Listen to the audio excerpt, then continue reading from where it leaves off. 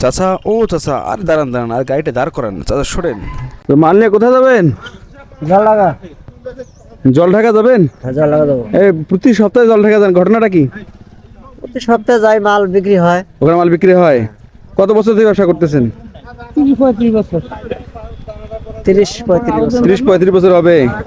আপনাদের বাসা কোথায়? কালীগঞ্জ। কালীগঞ্জ। হ্যাঁ, বঙ্গবন্ধু কালীগঞ্জ। বঙ্গবন্ধু কালীগঞ্জ। জল ঢাকা নাকি? তো এখান থেকে মাল নিয়ে যাচ্ছেন ওখানে? কামারপাড়া থেকে নিয়ে আসলেন? কেমন বিক্রি হয়? হয় ভালোই। তাই? আপনারা দুইজন শেয়ারে ব্যবসা করেন নাকি? না, আমি আপনি ব্যবসা করেন, উনি চালক। আপনি 35 বছর ধরে ব্যবসা করতেছেন? কেমন হয় ব্যবসা? আগের মতো না, এখন কম। কম? ও, তা কত কত টাকা মাল এখানে নিচ্ছেন? 4000। 4000 টাকার মাল এই পুরো ভ্যানটাতে? তার বাড়ি জলঢাকা কালীগঞ্জ বঙ্গবন্ধু কলেজের পাশেই। তবে প্রশ্ন হলো, আগের মতো আর ব্যবসা নাই।